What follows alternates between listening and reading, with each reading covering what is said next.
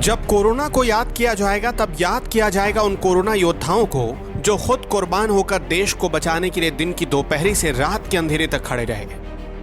देश याद करेगा उन पुलिस वालों को जिन्होंने ड्यूटी के लिए जान की परवाह नहीं की।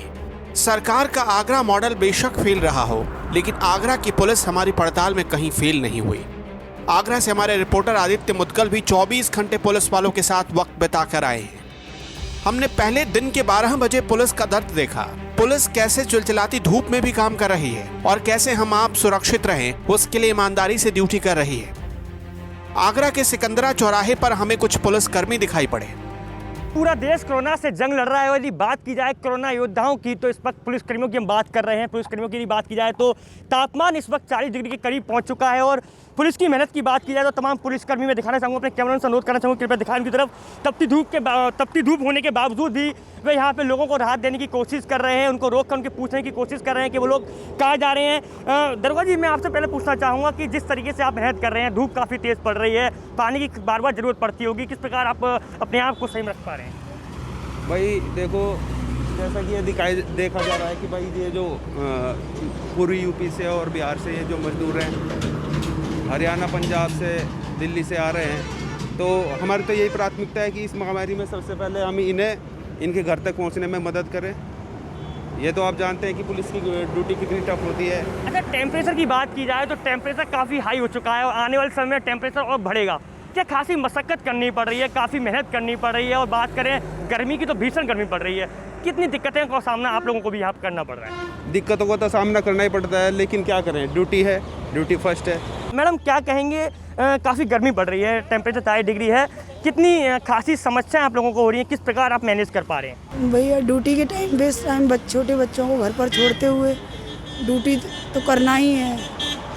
अच्छा, गर्मी काफ़ी पड़ रही है, क्या कहना चाहेंगे? गर्मी के बावजूद भी आप मेहनत कर रहे हैं, घर से दूर हैं, कहीं ना कहीं घर की याद भी आप लोगों को आती होगी। जिस तरीके से आप घरों में रहने के लिए लोगों से अपील कर रहे हैं, घर में रहें, कहीं ना कहीं आपको भी घर की याद आती होगी, क्या कहना चाहेंगे? यही कहना चाहते हैं जो बाहर मजदूर हैं या वैसे वो निकल रहे हैं वो घर में ही रहें, इसमें सहयोग करें, सरकार का भी और प्रशासन का भी। पुलिस इसी तरह से अपना काम करती है। धूप के बाद अब बारी थी रात के अंधेरे की। पहले कभी वक्त मिलने पर आंख बंद करने का मौका मिल जाता था, लेकिन अब हालात दूसरे हैं। पुलिस की पीआरवी वैन में तैनात सिपाही जो बताते हैं वो एक एक शब्द सालों तक हिंदुस्तान याद रखेगा।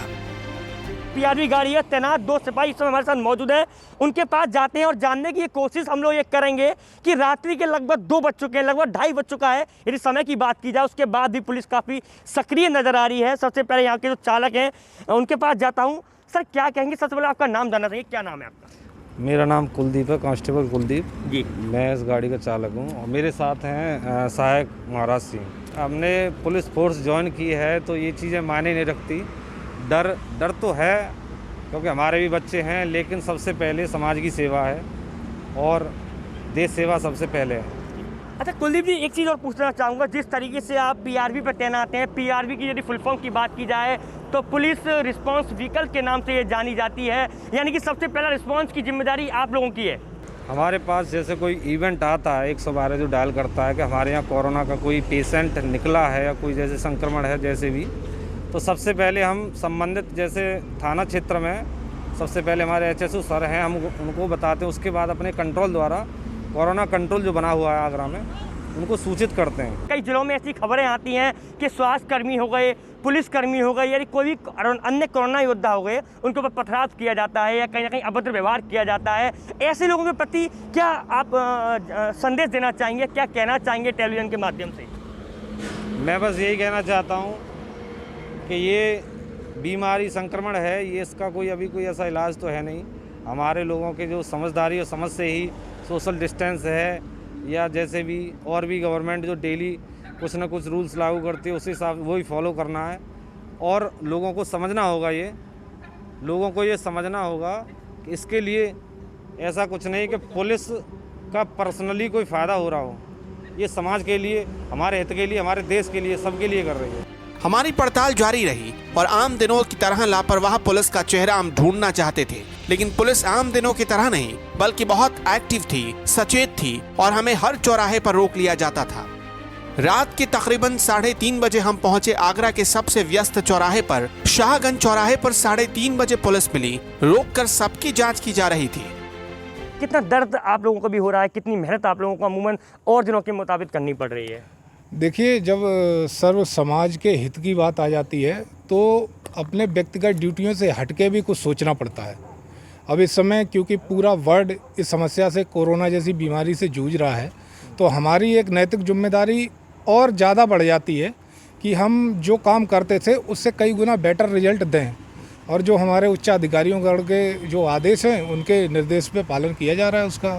तमाम पुलिसकर्मी कोरोना की चपेट में आ गए हैं। कोरोना की बात की जाए, कहीं ना कहीं डर आपके मन में होगा, घर की आपको याद भी आ रही होगी। ऐसी स्थितियों में, ऐसी परिस्थितियों में क्या कुछ कर पा रहे हैं? किस प्रकार से अपने घर से दूर रह करके उनके परिवार के संपर्क में हैं? बस यही है कि फ़ोन से बात हो जाती है, और बाकी देश पहले है, परिवार बाद में। बिल्कुल। तो देश को आगे बढ़ाने के लिए या देश की सुरक्षा की दृष्टिगत रखते हुए देश को आगे बढ़ाने के लिए ये तो त्याग देना पड़ेगा। सुबह होने वाली थी, हम लौट रहे थे अपने घर, हमें तब भी पुलिस नजर आई। हमारी आंखों में थकान थी, हम एक रात में थक गए थे। पुलिस कर्मियों को हमारी ओर से सलामी। वो पिछले 56 दिनों से ऐसे ही खड़े हैं। न थकना है, न रुकना है, न हारना है, न भागना है, सिर्फ एक लक्ष्य, कोरोना को भगाना है। तो पुलिस का जागना जरूरी है।